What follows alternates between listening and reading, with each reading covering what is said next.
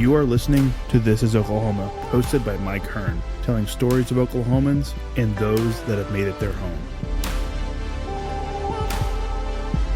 What's up, guys? Welcome back to another episode of This is Oklahoma Podcast. Mike Hearn here, your host, back with another episode. Excited to share this episode with you today, but before we do, I've got to thank our sponsors. First of all, the Oklahoma Hall of Fame. They've been a huge part of this podcast for the last few years. So the Oklahoma Hall of Fame have been sharing Oklahoma's story through its people since 1927.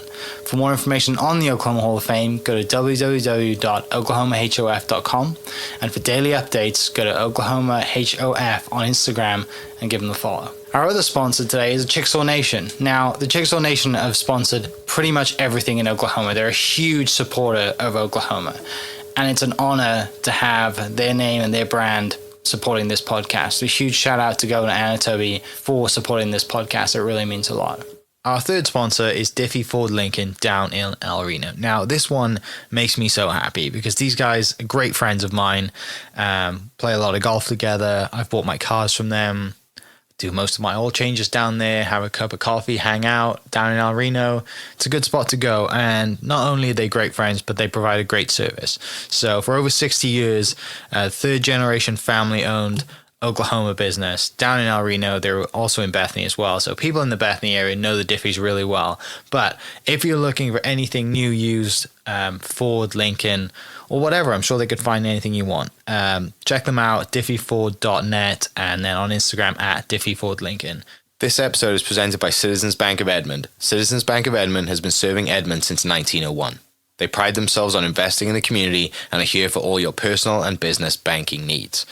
For more information, go to mycitizens.bank and follow them on Instagram at Citizens Edmond, as well as go bank there, because I bank there too. It's been a fantastic personal experience for me. I've had my podcast account there now, my podcast business account there now for 4 years now, I think, and it's been fantastic. So definitely worth your time. They're a great group of people, and they're always there to answer the phone when I forget my password, because I seem to forget it daily.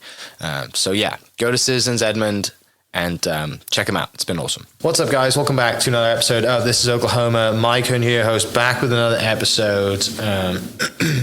It's going to be a very exciting episode. I'm pumped for this one because you'll know with all the stuff that's going on in Oklahoma City with the Thunder just on an absolute tear at the moment, but also the arena and then the news and all the cool stuff. But the man that runs that building is with me today. Please welcome to the podcast, Mr. Chris Semrau, who is the GM of the Paycom Arena. Great to be here. Thank you, Chris. Thanks for coming down. We share a love of royal blood together.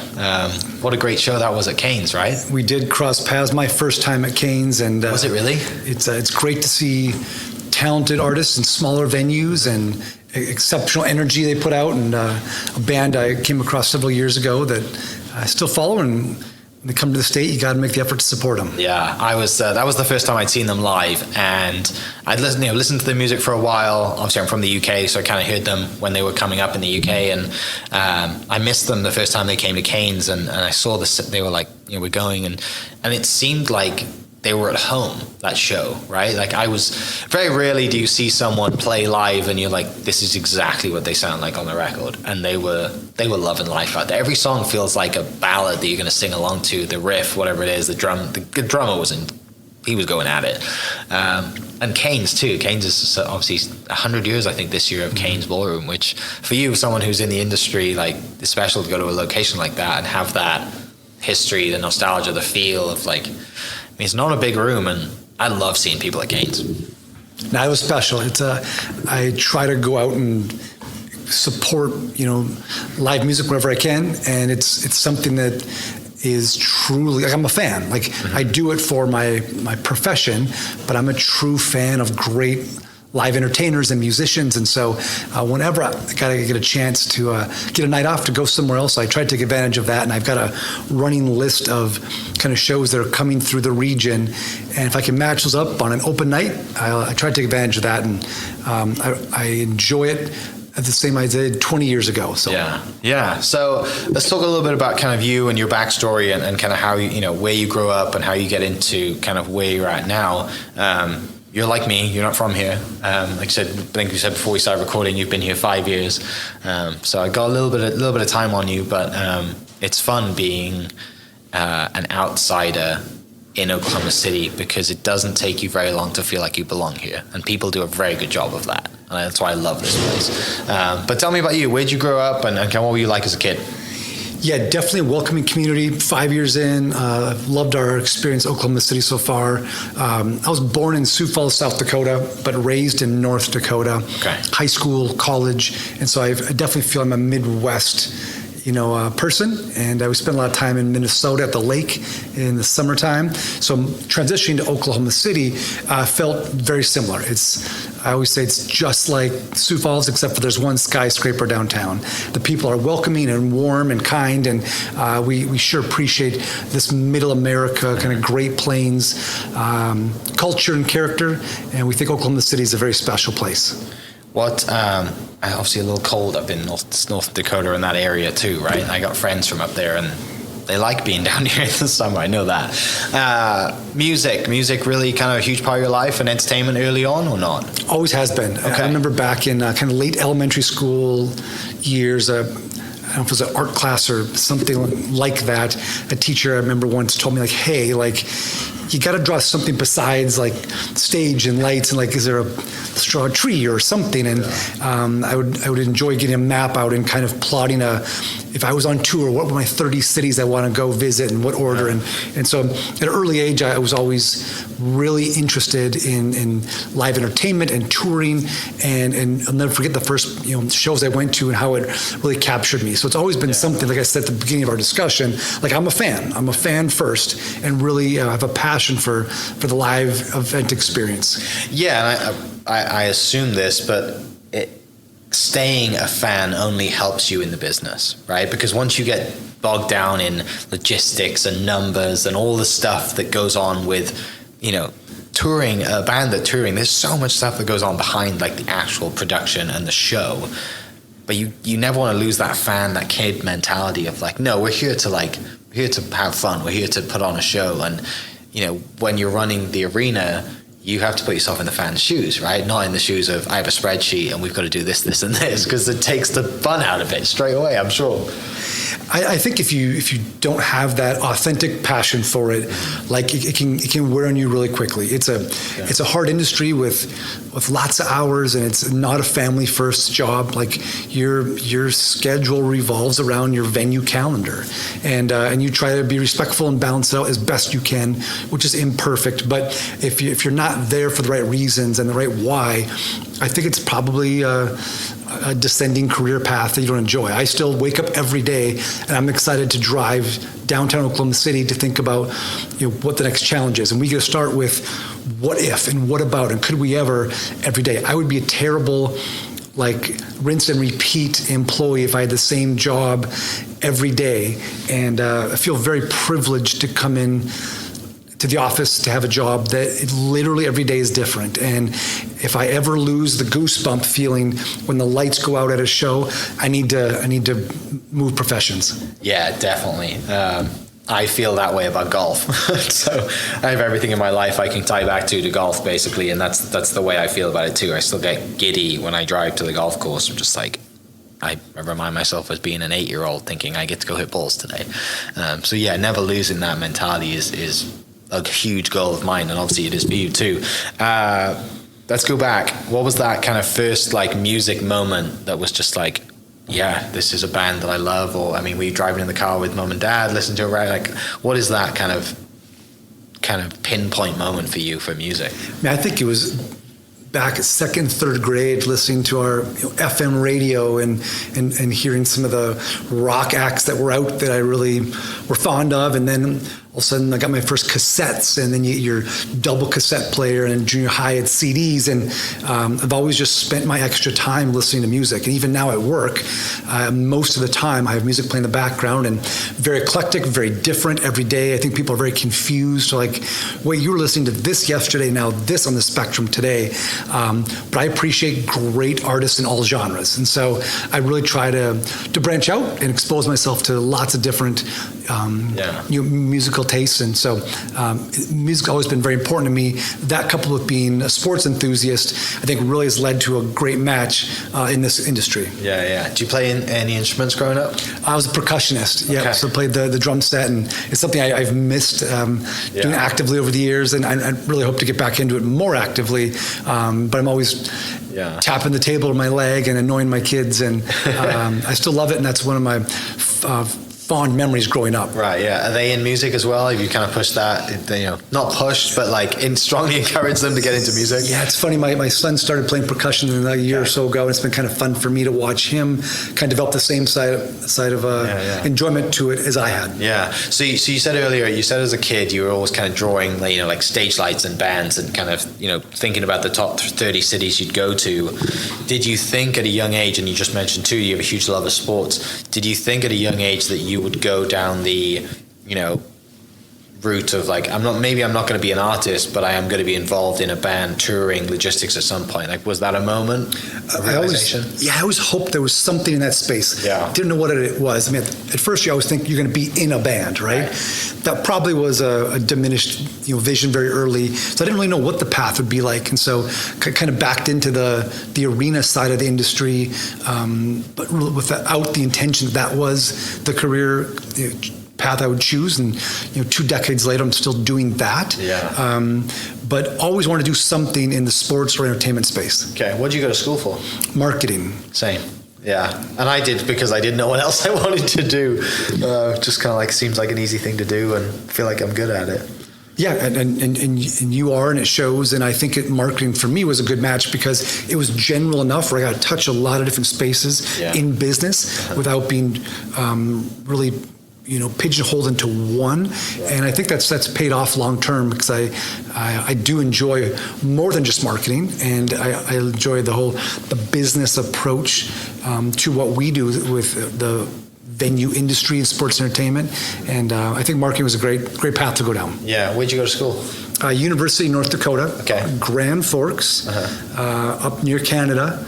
And great school, great city, and enjoyed my time up there very much. Yeah. So you're going through university, you got kind of like people coming to you, hey, like, what do you do after this? Junior, senior year, you're trying to figure out. Do you have any kind of really cool internships that time that would just kind of set your fire alight and kind of set some things in motion, or not? Yeah, the most valuable experience I had coming out of university is I served as student body president. And so that really exposed me to some, great alumni doing different things across the country, and try to kind of narrow my focus down to what I wanted to do. And I think I sent a flyer out for a few jobs I interviewed for and never got. So coming into my senior year, I still had no idea what that next chapter would look like. So it wasn't a clear destination at all. Yeah. And at this point, is mom and dad well, I mean, you got to figure your life out. You got to get the typical kind of parent mentality. You got to get a job. You got to start somewhere and start a career. Like, what was that scene like at the time too? I was very lucky to have very supportive parents that didn't push or panic. I think they knew I would find my path eventually, and I was very lucky to have their support throughout that process. Okay. So where do we go from there then? You graduate and you think, I got the world is at my feet now. I can do whatever I want to do. Well, I had a semester left of school, and that's really where I think my kind of journey began into this industry. And like many other great journeys, it started on spring break in Las Vegas. Of course. And many things aren't how you plan them to be, but in Grand Forks, there was an alumni who was a very successful casino operator in Las Vegas named Ralph Engelstad. And the city of Grand Forks suffered a devastating flood in 1997. And Mr. Engelstad said he wanted to do something for the community that would provide dividends for generations. And so he said he's going to build the greatest college hockey facility in the country. And at the time, I knew one person who knew Mr. Engelstad. And I said, hey, we're going to Las Vegas, where Mr. Engelstad lives and works. I want to meet him and thank him on behalf of the students for this unprecedented gift he's given to the state. And this contact said, yeah, I'll check with him and I'll let you know. Well, came time for our trip, never heard back from him. went spring break after a couple days. This one day in particular, doing your typical spring break activities of going to libraries and museums and touring the parks. Yeah. Came back one night and that red light was blinking on the phone in the room. And I called the front desk and they said, Mr. Engelstad will meet you tomorrow night at his casino at 11:30. You have 10 minutes and come by yourself. So I looked at my guys. I said, hey, which one of you did this? And they said, no, we didn't do it. It must be real. Yeah. I said, well, I never told them where we were even staying at. So the next day I went went there that night. Mr. Engelstad was at the back bar. I sat down and mentioned to somebody that was there to see him. I was escorted in this back room and interviewed by these two large individuals about why I was there and what I wanted. I said, I just wanted to say thank you for this great gift. Came out, spent a few minutes with Mr. Engelstad, and they said I had 10 minutes. And after about 15, 20 minutes, I offered to excuse myself, and he offered to stick around longer and have a conversation. We had the greatest discussion. But at that time, I said, I just want to help you fulfill this vision. What can I do as I'm finishing school? I'll be an intern. I'll make copies. He said, well, look, we're not there yet. We just made the announcement, but I'll let you know. He asked when I was going back after spring break. I said, well, actually, we're going to Minneapolis on Friday for a college hockey tournament. He said, well, so am I. Why don't you fly back with me on my plane? So he wrote down the address of his airplane hangar, and he said, if you want to come here Friday morning at 10 o'clock, you can come with me. I showed up, and he was there, and we flew back, and again, I asked him if there's anything I could do, and he said, well, there's not, but I'll let you know. And but weeks later, I received a phone call, and I took a part-time job, and we started a company, and we helped design, build, open, and operate one of the greatest facilities in the country. And so I realized how fortunate I am that I didn't go through the human resource door. And that was really my start in the industry, and I was able to do it in my backyard. I did not have to move to a major market or somewhere far away. We did it right there, and we lived there for many years, and that was a very valuable first kind of chapter of my career. Wow. There's so much to unpack on that. Like, absolutely. I love that. Okay, so what were you thinking was going to happen with that 10 minutes? Like, what was like dream scenario? Because it seems like you hit the jackpot with that scenario. Yeah, my hope and my dream was to come away with a contact that he would want me to be a part of his organization and team, and here we go, and now I have a job. And I left not defeated, but I left knowing there wasn't really an option and they weren't there yet. But fortunately, it came around weeks later that there was an opportunity, and hopefully I made a good enough impression to him that they reached out and offered that to me. So, what do you think he saw in you in those 10 minutes that obviously went longer and you had a connection?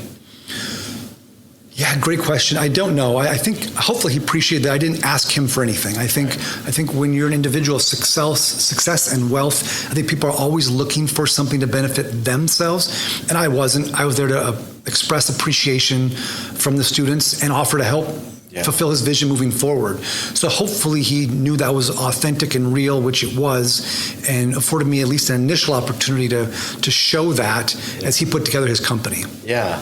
Well, and the thing, like, people listening to this might be parents. They may have a son or a daughter that, you know, they would hope would take that opportunity as well, right? And just by reaching out to someone who, you know, there was a huge chance that you'd never get to sit down with this guy and possibly never see him ever again or at all. And, you know, obviously there's a part of you that wanted to do that, and there's a chance and there's a hope there. And I love that mentality of, okay, let's ask, right? What's the worst can happen, you know? And like I said, you come back and you see that red light blinking and you're like, oh my gosh, you know? And then you go meet him and he says, yeah, jump on my plane tomorrow morning. And just your willingness to be like, yeah, sure, why not? Like, we're going to the same place. Like, a lot of people would have been like, no, let me call my parents. I need to figure this out. And you're like, no, this is huge. You had the awareness at that time to be like, this is a massive opportunity. This guy and people like this guy move in ways like that, right? They just, let's do it. Let's get after it. There's no like waiting around. Like, this is the vision. I'm going to do this. If you want to come with me, you're welcome to join.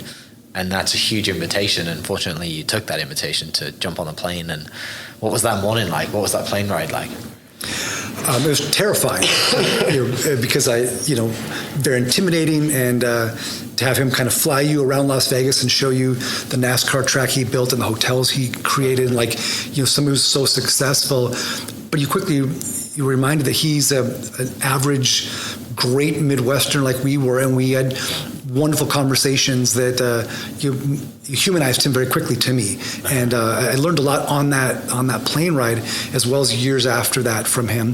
But a few moments ago, you mentioned what I often cite as the most powerful word in the world, and that's ask. And I wish I would have understood that power at an earlier age, and I think, I would have swung the bat more. I would have taken more risks more. But asking, I think, is something that people come to that line, but don't step over it. Yeah. And I think, I asked the question to get the meeting. I asked him for the opportunity, and most of the time it doesn't happen.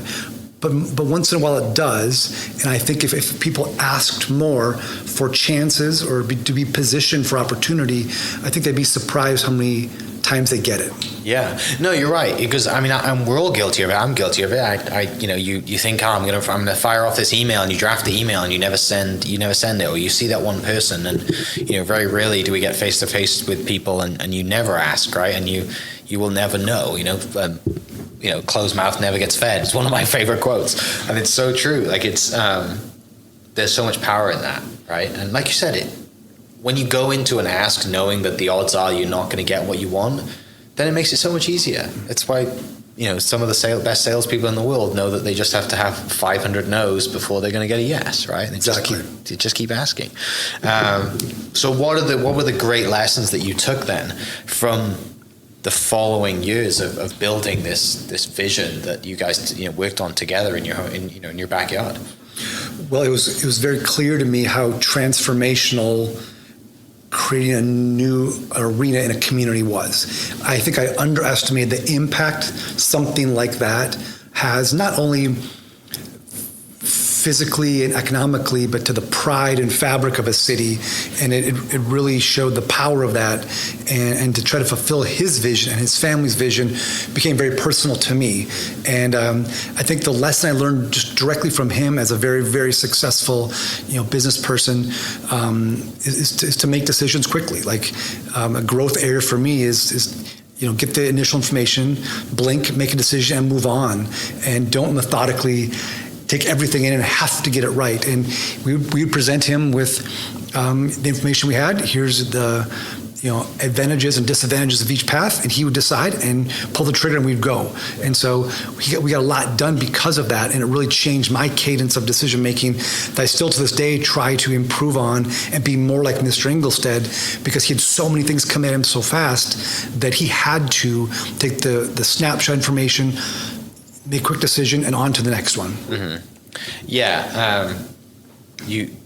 I want to touch on this before we dive any further, but you mentioned hockey. So hockey, you said, I love our sport. Hockey was your sport then. Is that right? Yeah, grew up very very passionate about hockey, which is a really big deal in the upper Midwest. Yeah. And so that was the thing up there. And so it's still something I'm very, very fond of. Put on the skates every now and then? In a rec league scenario, never competitively, but a lot of friends have played, on our rec teams or professionally, and so hockey's a big part of the fabric of that community, and so it's something that I'm very thankful for, because hockey was a vehicle to create the arena, which then gave me a chance in the industry. Yeah, as someone who grew up loving hockey and having that opportunity to do the arena and everything, what was that like? Because for me, the idea of building my own golf course is just like, that would be incredible. But also it's different when you have a hockey arena, because one word you mentioned earlier is the arena is in the community. So tell me a little bit about that. What was it like as a sports fan to build, such a place where you get to host the sport that you love?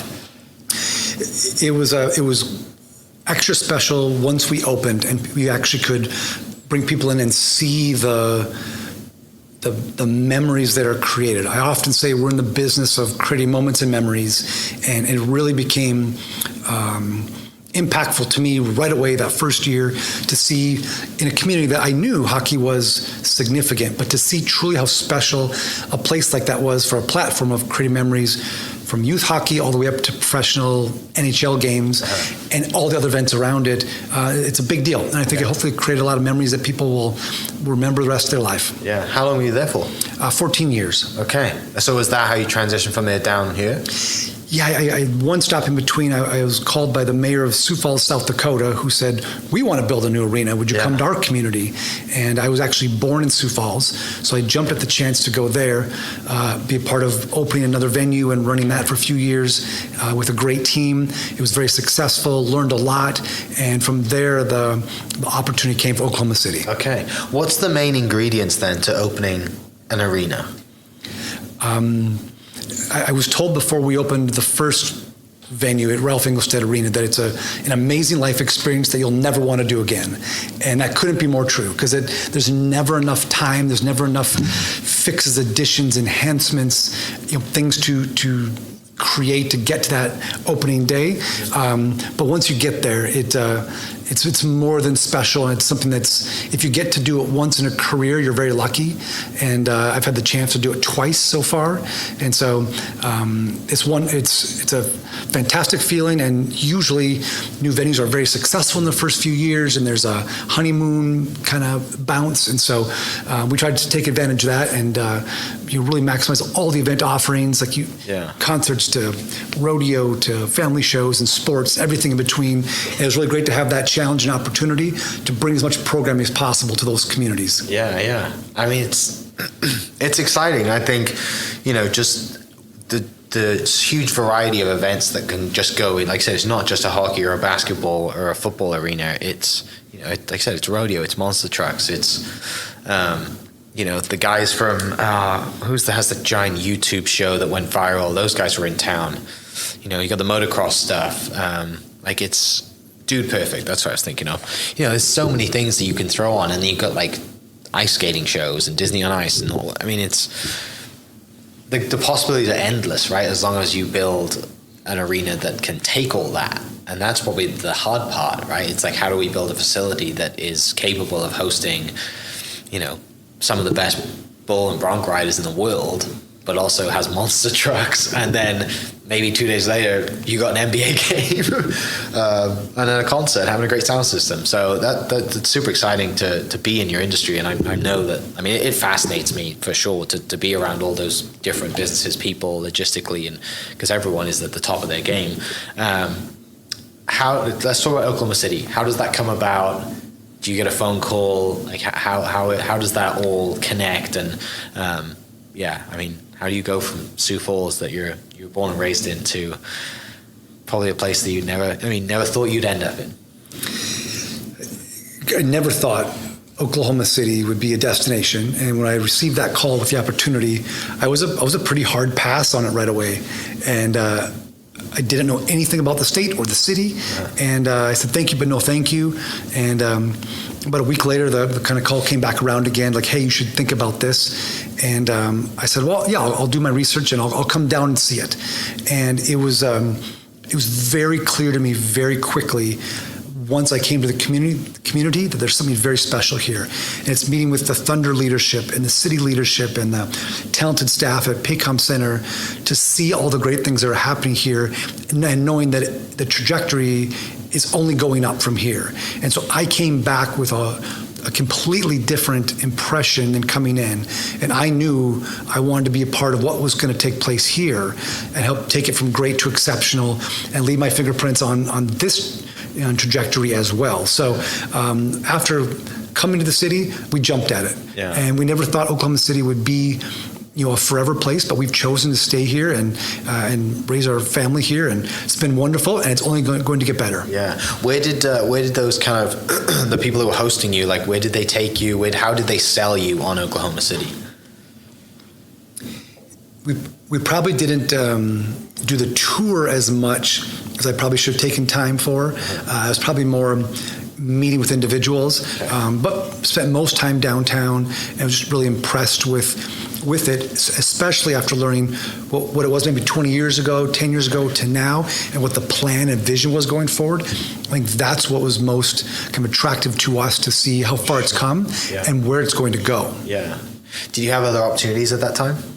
I'm really fortunate, and there have been, then and now it's great when you get a phone call from something that's something that many years ago you could only have dreamed that would be an opportunity, and now to get those calls, but to graciously say appreciate it. But we have unfinished business in Oklahoma City. That's a good feeling to have, and double down here, and we're excited for what the future holds. Yeah, I mean it's going to be an exciting future. Obviously, the vote passed. We're going to have a new arena, and which there was no doubt that it was not going to. The city loves NBA basketball, and the team's doing great right now, so that helps too. But it also loves everything else that happens in that arena, and that arena and center has been a huge pinpoint in Oklahoma City. And I think without it, Oklahoma City doesn't really stand for much, and that's the reality. And so, I think if that was to go, I mean, why else do people want to come? There's a lot of tourist things people come to Oklahoma City for, but I think it's a sad reality if you think about what Oklahoma City would have been or could have been without a Thunder team. I don't want to think about that. It's great the way it is, and it's only going to get better. So you make the decision. You come down here, you consult with family and everyone, and think, we're going to move. We're going to start this new adventure in Oklahoma City. Tell me about that first kind of 6 months. It was definitely a transition, and we had some big goals ahead of us and things to, improve and elevate at the facility, and I think we accomplished a lot of those objectives in a short amount of time. So we were very thankful, but definitely a transition, and but an exciting one. I think our family up north didn't understand why we would move or come to Oklahoma, but every time someone comes to visit, they always leave saying, we get it. We get why you guys are advocates for the city and passionate about it and want to be here. So when we can expose others to it, they easily come around and see it from our point of view. So thankful for the arena's trajectory and success over the past several years, and really, really excited for what's to come. So you said you've been here 5 years, so 2018, 2019 was the period you moved down here. With obviously, and I want people to remember, it's the arena that you technically work for, right? It's not the Thunder, because that's their home, but, it's Paycom Center that you're the GM of. Is it ASM Global? Is that who you effectively work for? Correct. I work for a company called ASM Global, which is the largest venue operator in the world. Mm-hmm. The city owns Paycom Center and Pracer Studios, and they hire an operator to run those on their behalf. Yeah, I just want to make sure clear that up before we go any further, because I don't want people listening to be like, Chris runs the Thunder, and they're just based out of the arena. For sure. 2018, 2019, moving down here, you said you had some things to clean up with the facility. Was it more like soundproofing? Is it more just like as a production facility and an arena, to host not just the basketball, but to host amazing acts, to take this venue to the next level, and to force people to stop in Oklahoma City on their way to Dallas on their tour or wherever they're going? You said you had to make some changes. Exactly. I think we were given a very clear directive to increase the quantity, quality, and diversity of the touring content that came through the venue.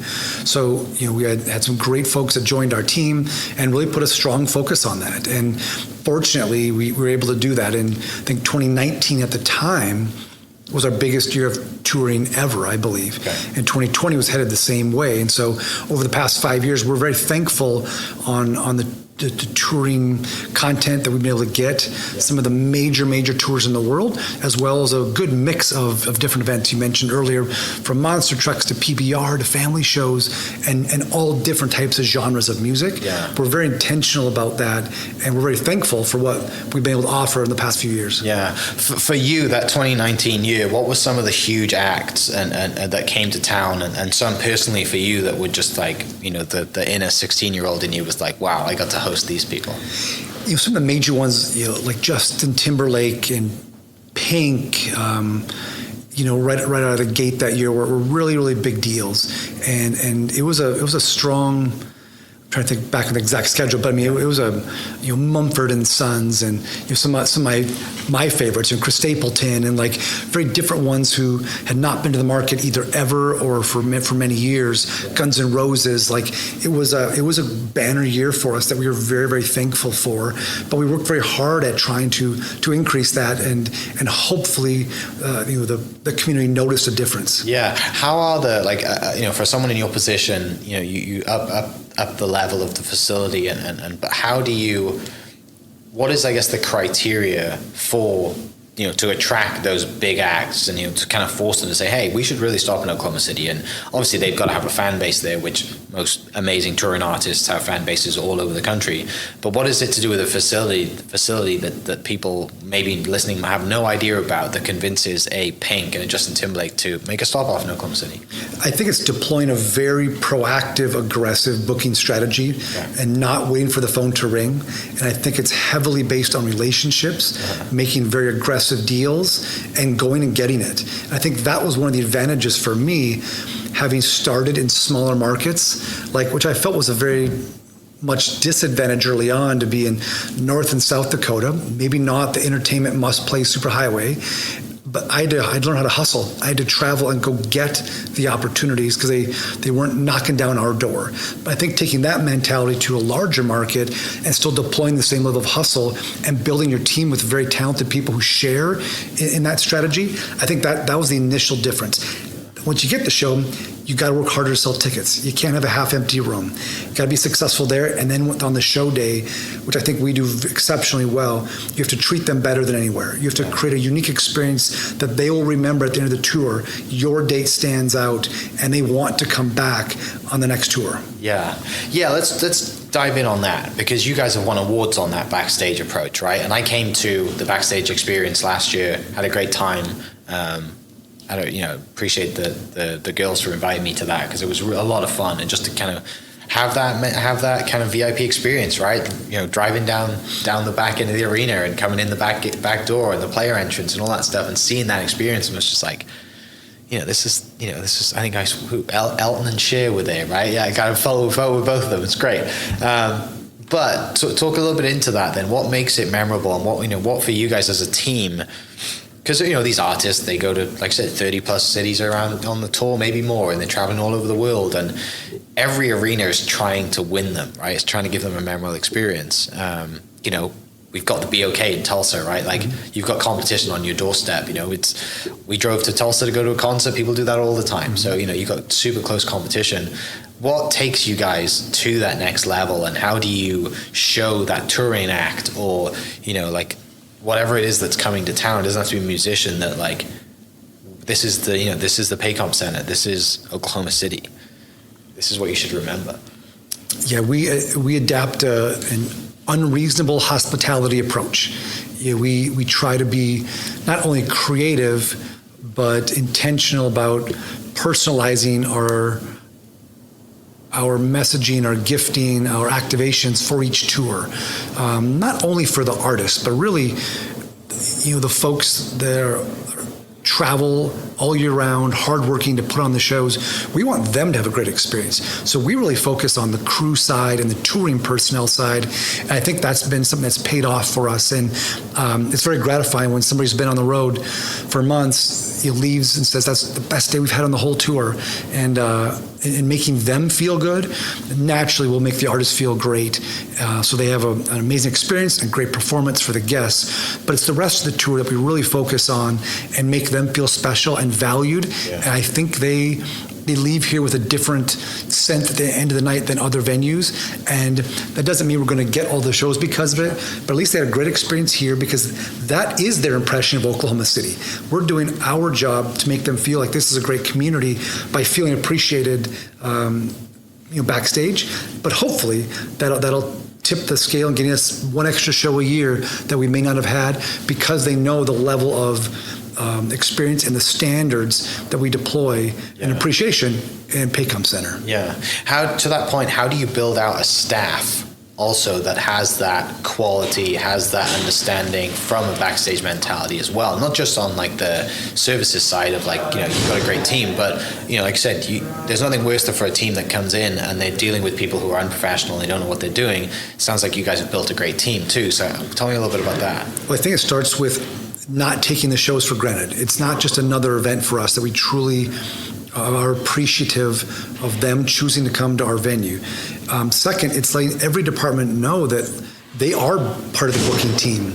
If the catering's not great, if it's not clean, if it's too cold, like those things all impact the experience.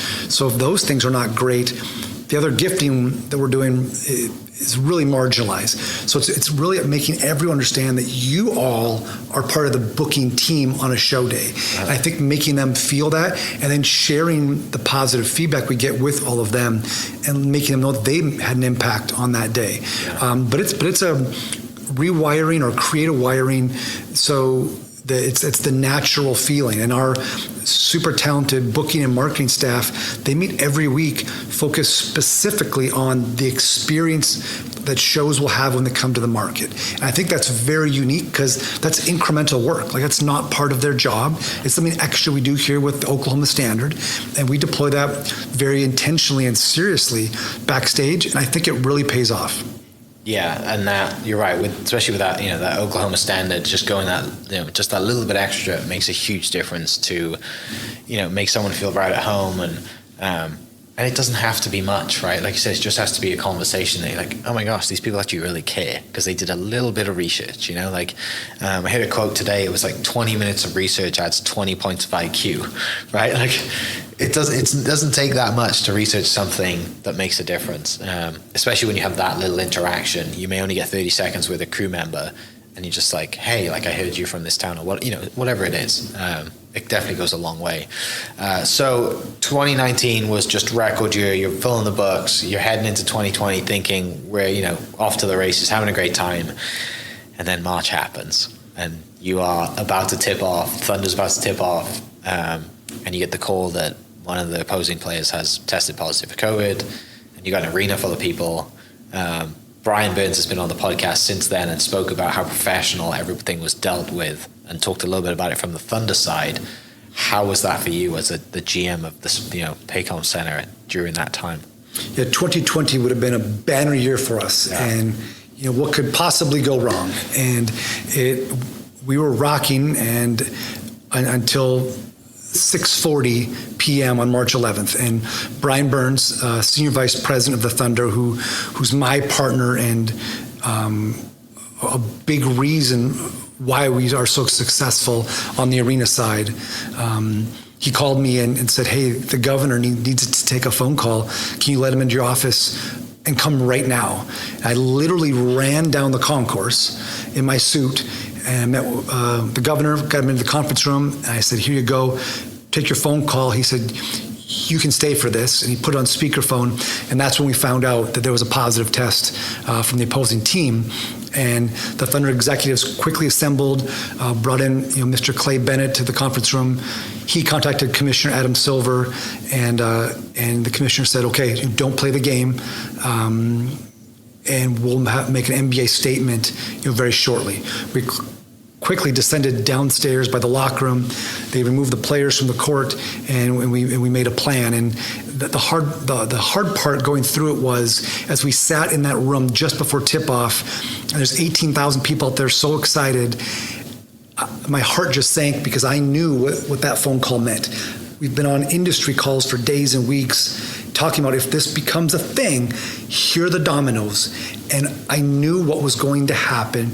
I never knew it was a 2-year problem, but I knew that this was a significant thing, and it was going to start in Oklahoma City that night. So we went downstairs, we safely egressed the building, but then the work began because there was still so much we didn't know. And you had staff calling saying, am I safe to go home to my kids? Am I going to die? I high-fived a player, and we weren't exactly sure which player or who was in the building, and there was so many unknowns. And we learned a lot quickly that night as well.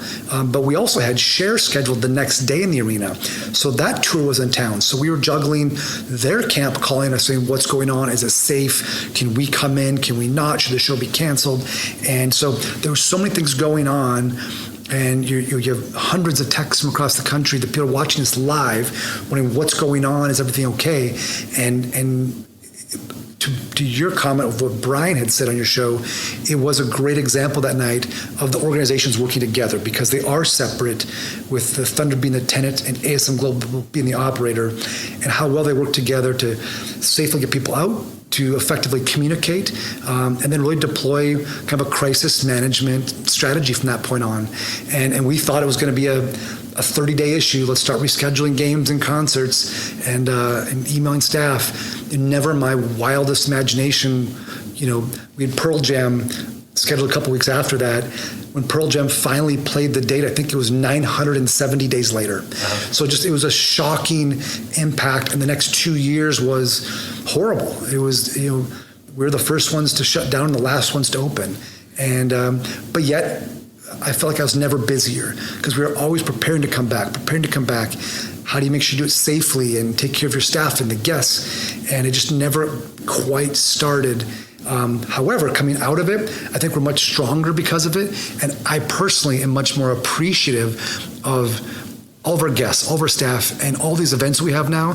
When I have those lights out before the artist takes the stage moments, I'm extra gratified because we get to do this again. Yeah, I mean, and also from a personal perspective for you too, like as someone who's the GM who's in charge, any other thing that comes up now, nothing's going to compare to that. Like, you can get through that for 2 years, you can get through pretty much everything, right? Like, you go through the worst of it. You're on national television in front of the entire world, that like everyone's watching the NBA and the eyes are on Oklahoma City and the eyes are on the arena, and how do you respond, right? And I can't imagine what it's like to have that text or a call from an employee that says, hey, I high-fived a player, because no one knew at that point, right? No one knew if like they might go home and drop dead. Like, everyone's kind of probably Googling COVID, which is the worst thing to do if you Google any, virus or whatever it is, or an illness, anything. Like, the answer Google's going to give you is probably going to tell you you're going to die within 36 hours, right? Don't Google it. But yeah, I mean, to go through that, to have that team, to have that realization and have that faith and the ability to handle it the way that you guys did, like, you guys can tackle anything now. And I'm sure you feel that way too. Well, that's where valued, partners and teammates mean the most, because you truly are in the foxhole together and you're in a crisis situation, and it makes you extra appreciative of an organization like the Oklahoma City Thunder, who are made up not only of highly skilled people, but great human beings too. And they did a great job with very high integrity, and it was great to see them in action. And I sure learned a lot that night, because there wasn't a chapter in our How to Run an Arena book about dealing with the start of a pandemic at your arena. There's always things you would armchair quarterback can do differently, but we're very lucky and blessed with the safe outcome we had. But it sure changed the next few years. Yeah, talk about coming back then. How was that process of, like I said, you basically prepared to come back for 2 years because you never know when you're going to get that phone call. But what was that like to, what was that first, I guess, full show back that was like, oh, this was back to normal now? Yep, we had one show that we had to do kind of a distance seating for. Mm-hmm. I think it was in the summer of 21, I believe. And unique, but it was exciting to have people back in the building. I think we did PBR like that, a couple country shows, and so it was great to be back doing what we were doing, even though it looked differently, even though it was masks and plexiglass and many different other procedure changes. But we wanted to. I think people were clamoring for the entertainment experience again. The NBA we didn't have fans. That year, I think we were one of the only ones that did that. So it was very different. Like, we'll look back on history at a time and scratch our heads, because it was just unimaginable but it still went on to some degree. So once it came back full force, it's been almost a renaissance in 22 and 23, and 24 looks strong as well, that people prioritize those moments and memories very, very strongly, and we get to be a part of help creating those. Yeah, no, it's special, right? And you can definitely tell that people have missed live sports, music, entertainment. What do you think then? Well, let's talk about the future a little bit. Obviously, we've had the vote, it's gone through. What does that mean kind of in your role and from your side going forward? So my first reaction to the vote in December, obviously deep appreciation for the community, but the best part about that overwhelming supportive vote is not that we're getting a new fancy arena.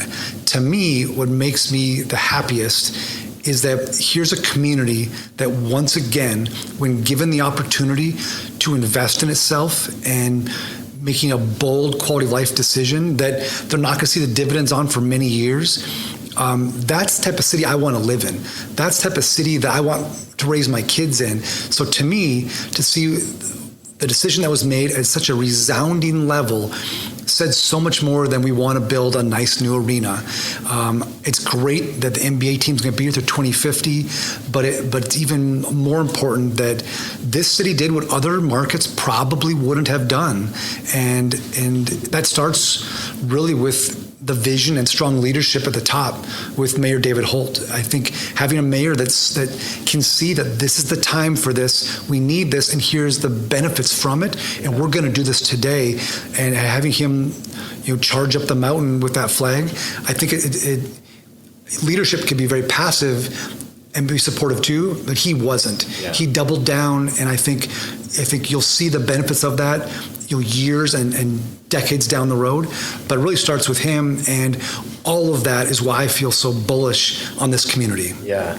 What's to play for your role going forward then with this kind of new arena center, what Paycom Center is going to be called.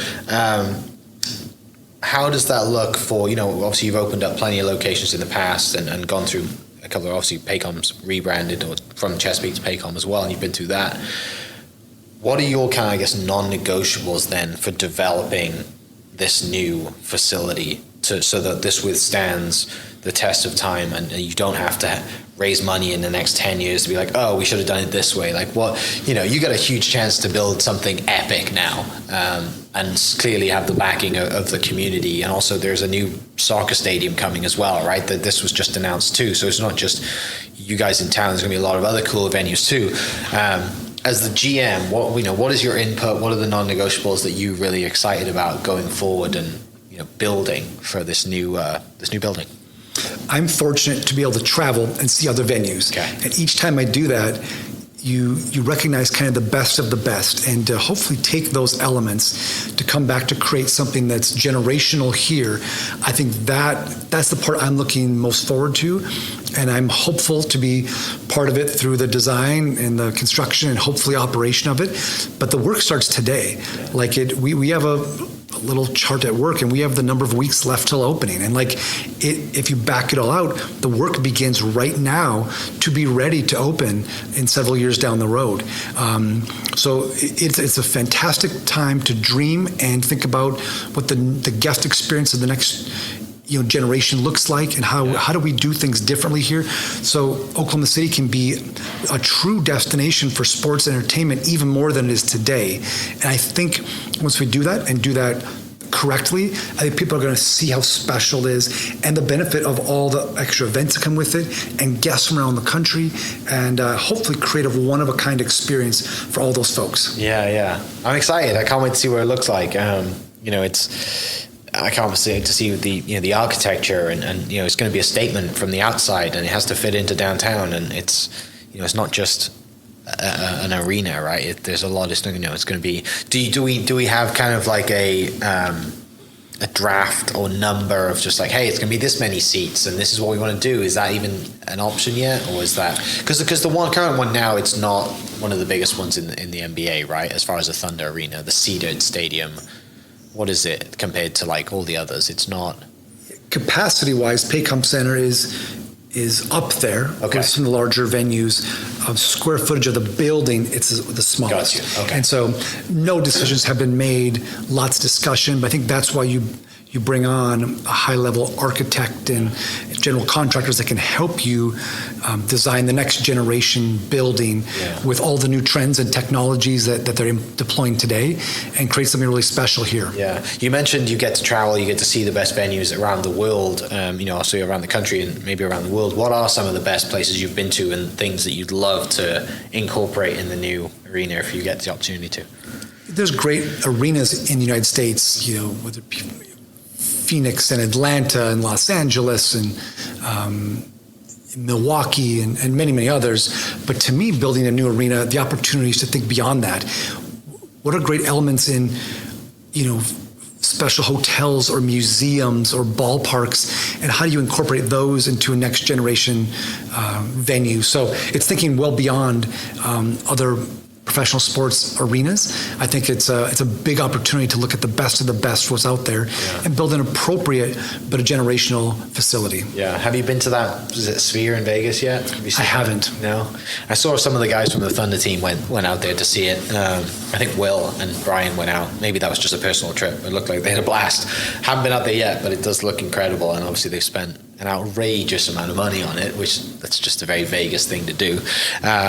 Anyway, it'd be cool to have a giant screen at some point, I'm sure, on the building. Finishing up, let's talk about something like just some personal things for you. Who surprised you this year that you got kind of hosted at the Paycom Center? Is there any acts or things that you hosted that you got to see that you were like, wow, I did not expect these guys to blow me away, but it's pretty good. One new artist who sold out his very first NBA arena is a artist named Jelly Roll. Yeah. And was incredible, an amazing talent. I couldn't say enough about the backstage experience that he had and his team had. That was fun. It's great to have the return of just staples like Kenny Chesney and Blake Shelton's, and they always are very successful here, but they enjoy their experience and they have great things to say about the market, and we're very excited what's to come. We have multiple Drake shows coming up and multiple Zach Bryan and multiple Turnpike Troubadours, and 24 is going to be a great year for us, and we have more exciting announcements to come. But we're so thankful and so excited because I think our job is to, number one, make the community proud of their event center, and number two, bring these events into the region, some of which who may not have been planning to come here, and create the best guest experience possible. It's much bigger than competing against Tulsa. When they come, they're looking at the region, multi-states at a time, and they can play maybe 4 days in this part of the world. Well, how do you fight against all those other cities to get your opportunity? And so we try to do our best to position Oklahoma City to be considered, and once we get them here, we want them to come back. But to come back, I think it's important that the community understands we have to support live music at venues of all sizes. It's not just about the arena level. We need the Tower Theater and the Jones Assembly and others to be successful, because when they're successful, as artists keep moving up in their capacity rooms, that's what builds toward arena level acts. And if one of those levels in the food chain is not supported, that can kind of break that progression and growth in the market. So I strongly encourage people to continue to get in your car and drive to other cities, but make sure that you take care of Oklahoma City first and make these venues successful so they can keep bringing back the great entertainment that we so much enjoy. Yeah. To that point, I think, I watched Gary Clark Jr. at the Jones last year. I've seen multiple shows at the Criterion and a lot of comedy shows at the Criterion, actually. They've kind of found their kind of niche in comedy, which I think is great. I think our general music scene is growing, and the guys at the Tower, they get it, right? They, Chad and Steve at the Tower. I think it's Steve. Steven Tyler. That's why I remember his name. They do a great job too, and I think it's just the love of Oklahoma City does love music, right, at any level, and it's great to have that. And for us, it's obviously selfishly great to not have to drive to Tulsa or to Dallas to see someone that that we really want to see. Finishing up, last question: if there's anybody that you would like to have play at Paycom Center, and you get one go, you get to have this one artist, band, whoever it is, who would you like to have? realizing they've already played. Okay. But a close one to my heart is Foo Fighters.